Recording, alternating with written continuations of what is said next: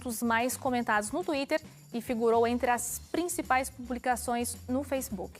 A ação criada pela BBC Brasil surgiu após inúmeros comentários de cunho sexual que foram expostos na internet sobre uma menina de 12 anos que é participante de um reality show da TV Bandeirantes. A iniciativa acabou expondo também diversos relatos de homens que sofreram esse tipo de violência na infância. Para você ter uma ideia, somente em 2014 foram registradas mais de 4.000 denúncias envolvendo abuso sexual de meninos. No entanto, as estimativas são de que esse número possa ser ainda maior, já que muitos casos não vêm à tona por conta do constrangimento, do preconceito que esses meninos temem sofrer. Isso é um fato mesmo, né? Porque a gente está acostumado a ouvir muito sobre o abuso contra as mulheres. E também é o maior dado, né, estatístico que a gente tem disso. Acaba que não temos aí muitas denúncias feitas contra homens ou meninos, e até porque gera um tabu também, né, gente? Eu acho que esse é o principal aspecto. Eu até ousaria afirmar que talvez esses números não sejam tão diferentes do abuso dos meninos para o abuso das meninas. Agora, a gente fica sabendo... Um parênteses, de acordo com o Disque Denúncia, cerca de menos de 30% dos casos dos meninos, ou melhor, do total, menos de 30% são com meninos, a maior parte é com meninas. Tem pelo menos de acordo com o Disque Denúncia. Não, mas é isso que eu estou dizendo. O que talvez aconteça, claro, eu não tenho dados concretos aqui para dizer, mas o que talvez aconteça é de que o dado não chegue para o Disque Denúncia, não chegue para as pessoas, justamente por esse grande tabu social. Porque para o homem é extremamente complexo. A gente vive uma sociedade que é machista. Então, se o menino, a criança, o menino, foi abusado por uma mulher e ele for reclamar, ele vai ser taxado de homossexual, fraco. Porque o menino tem que estar lá preparado se uma mulher chegar para querer ter algum tipo de relação sexual com ele. Se ele for abusado por um outro homem, taxado também, homossexual a partir de hoje. Teve uma relação sexual com outro homem. E aí, isso não chega para as pessoas. A denúncia não acontece, porque ele vai ter vergonha. Ele já não é mais esse homem que a sociedade prega que precisa ser. O homem que não chora, o homem que resolve os próprios problemas e o homem macho, que não teve uma relação sexual com outro homem e muito menos não estava preparado para ter uma relação sexual com uma mulher. Acho que até hoje a gente sempre analisa muito como a cultura machista tem prejudicado as mulheres, mas a cultura machista também tem prejudicado muitos homens e muitos meninos. Então, outra coisa machistas que acontece, vamos repensar. Exatamente, outra coisa que acontece é que hoje a gente tem uma equipe preparada, um local especial, psicólogos, tudo para atender esses abusos contra a mulher, seja criança, mulher, enfim, mas a gente não tem um ambiente preparado para esses garotos. Então, é muito tímido, como o Wagner disse, muito vergonhoso chegar numa delegacia comum para relatar esse tipo de coisa. Porque quando isso acontece com as mulheres, ela vai num ambiente específico, né? E para os meninos é muito mais difícil. Pode falar, Lid. Não, eu ia pegar o gancho do bloco anterior, a gente estava falando da propaganda que tem o seu lado ruim, né, do terrorismo e tudo mais, o efeito negativo que isso pode ter. Eu acho que nesse caso aqui, essa ação que começou com a BBC Brasil, né, eles tentando falar do abuso, violência sexual contra meninos, né, e essa eu acho que é o tipo da propaganda boa. Por quê? Eu fiquei pensando, quando chegou essa pauta, eu lembrei de algumas coisas que aconteceram na semana passada, e eu lembrei, pelo menos quando eu era criança, eu não lembro de ter muitos avisos pra gente do tipo assim, olha, não deixa quem não é da sua família, o papai ou a mamãe, olhar você tomando banho, esse tipo de coisa. Eu não lembro tocar o seu corpo. Tocar o seu corpo. Eu não lembro disso acontecer na escola. Obviamente que os pais sempre têm esse cuidado para, né, esse tipo de situação não acontecer. Mas eu digo assim, como uma questão educativa. E aí eu achei interessante porque isso tem se tornado mais comum, esse lembrete, e eu acho que é muito positivo, porque na semana passada eu estava na casa do meu cunhado, fui com a minha esposa lá, e ele tem 2 filhinhos, e um tem mais ou menos uns 4, 5 anos. E aí eu tava jogando futebol com eles, brincando e tal, e aí teve uma hora que eles se sujaram todos de lama tal, tava se coçando de ter rolado na grama. Aí o pai deles falou assim, não, vai lá, eles estavam conversando uma coisa, e ele falou assim, não, dá banho neles lá. E aí eu fui lá para dar banho no meu sobrinho. E aí a hora que eu fui dar banho nele, ele falou assim, tio, só que você não pode ver o meu pipi. Ele falou assim, e ele é pequenininho, 4, 5 anos. E aí eu falei, não, tranquilo, então você toma banho de cueca. E ele tomou banho de cueca, tá tudo certo. E eu achei interessante, porque ele tem 4, 5 anos, e ele, obviamente, por questões que ele já está aprendendo na escola, ele já vai na escolinha, o pai e a mãe falam, na igreja falam disso, isso cria uma consciência que, querendo ou não, bloqueia a ação de pessoas que podem ter más intenções. Por quê? Porque se a criança já está falando isso de uma forma preventiva, se acontecer algo, se entende que, tendo uma propaganda de que a criança deve falar, etc., isso pode quebrar algumas barreiras que naturalmente podem existir. E não vai acontecer uma coisa que a gente, ouvindo relatos, acontece muito. O agressor, normalmente, ele fala que não tem problema, que aquilo é bom, que tá tudo certo, que não precisa contar para ninguém. Então, automaticamente, a criança já sabe que aquilo não é bom. Independente do que a outra pessoa fala, ela já aprendeu que não é bom. E na maioria das vezes acontece com pessoas próximas, igual a criança aí que o Leite contou, né? É parente dele. Às vezes a gente tem essa segurança de deixar os filhos com esses amigos, com esses vizinhos, com esses parentes. Eu acredito numa punição muito mais severa para esse tipo de situação. Porque, assim, se a gente parasse mesmo para analisar profundamente, isso é uma das coisas mais graves dos crimes que existe contra uma criança, porque é uma situação, é um problema que você vai ocasionar para essa criança não só ali, não só para os próximos dias, é para uma vida inteira.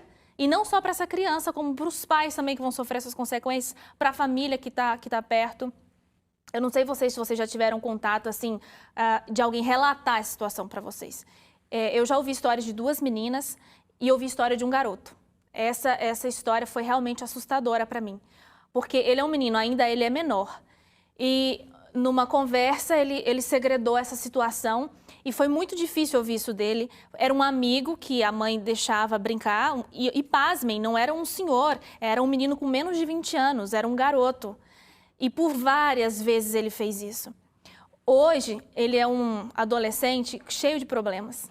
Ele é violento, ele assim é carinhoso e tudo, mas qualquer coisa tira ele do sério.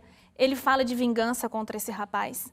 Ele já passou por psicólogos, ele não estuda mais, caçava encrenca com todo mundo na escola. Foi uma situação assim, que por mais que ele tenha passado no psicólogo, tem que partir dele essa mudança. Então ele tem uma revolta dentro dele que você não entende. Uma coisa simples, se alguém olhar torto para ele, já quer tirar satisfação, ele vai para cima. Eu vi isso acontecendo. Um cara mexeu com uma outra pessoa da família dele, ele foi para cima, assim, tirar satisfação no meio de um monte de cara, sem imaginar as consequências que ele poderia sofrer. E isso gera para a família que sofre com essa situação também. Então, eu acredito que se a gente tivesse realmente esse apoio melhor, a penalidade mais dura em relação a isso, seria assim, uma maneira de tentar parar e fazer com que as pessoas realmente pensassem. E na educação com os pais, de tentar proteger os filhos, como o Leite falou, de realmente educá-los e ensiná-los, principalmente com quem é da família. A gente não conhece o ser humano. Só que você falou, né, essa dificuldade dos pais, os pais tentarem educar os filhos, o Leite falou. O problema é que muitas vezes o abusador é o pai. Isso é mais triste ainda, então, né, Wagner? Então é mais triste ainda, porque aí essa criança vai recorrer a quem? Como você comentou aqui nesse bloco, quando uma menina ou uma mulher sofre abuso, então existe a delegacia da mulher, existe aquele ambulatório preparado só para receber mulheres que foram abusadas. Um menino, se ele vai ter que relatar isso, ele não tem a delegacia do menino abusado, ele não tem a delegacia do homem. Ele vai lá falar com o mesmo delegado que está tratando de roubo, está tratando de assassinato, drogas, vários assuntos.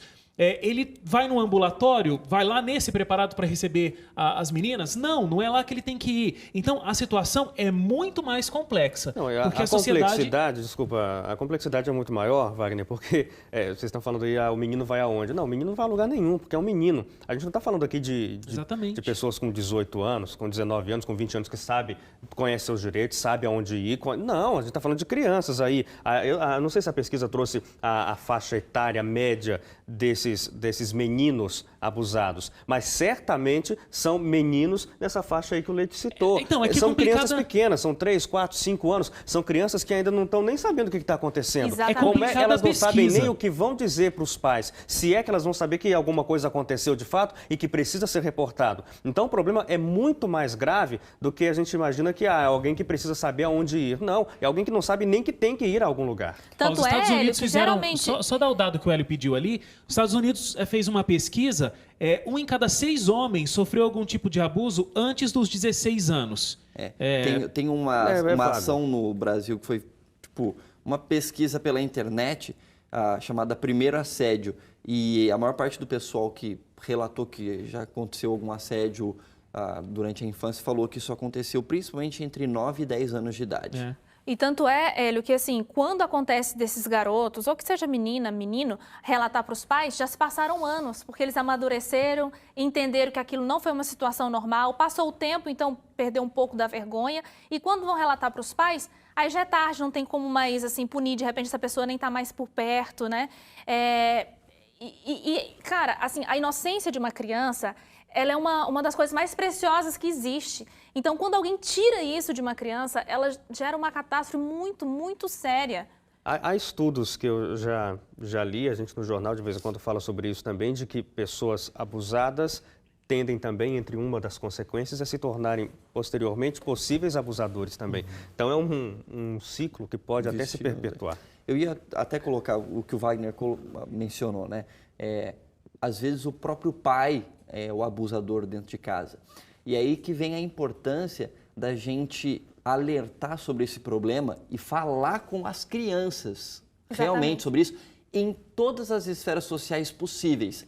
Na escola, na igreja, não sei, às vezes tem ONGs que cuidam de crianças e tal, nessas ONGs também. Por quê? Porque em todas as esferas as crianças precisam saber se pronunciar em relação a esse tipo de situação. Porque, como você falou, o pai e a mãe podem falar em casa, mas às vezes o pai é o próprio abusador. Esse assunto é muito legal, é uma pena que a gente tem pouco tempo para poder falar sobre ele. É um assunto muito delicado e, como o Leite disse, vale a pena ficar a dica aí para os pais orientar melhor os seus filhos e cuidar dessas crianças.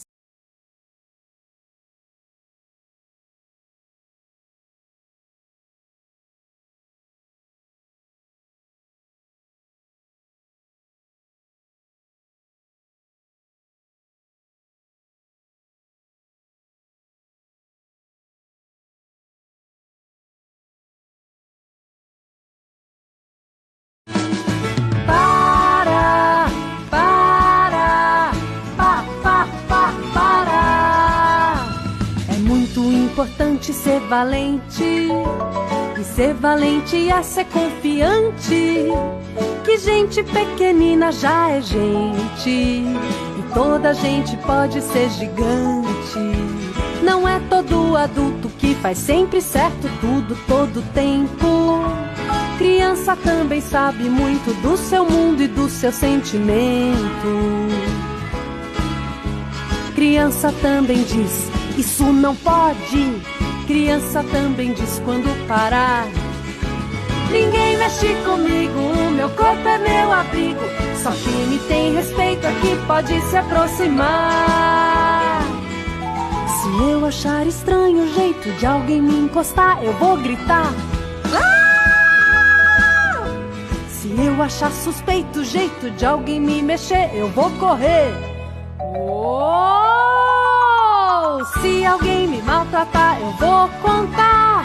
E se eu for contar e não souber pra quem, eu disco 100. Eu disco 100. Eu pego o celular e ligo 100. Eu disco 100. Ou então, conto pra alguém. Toda criança tem que conhecer essa música.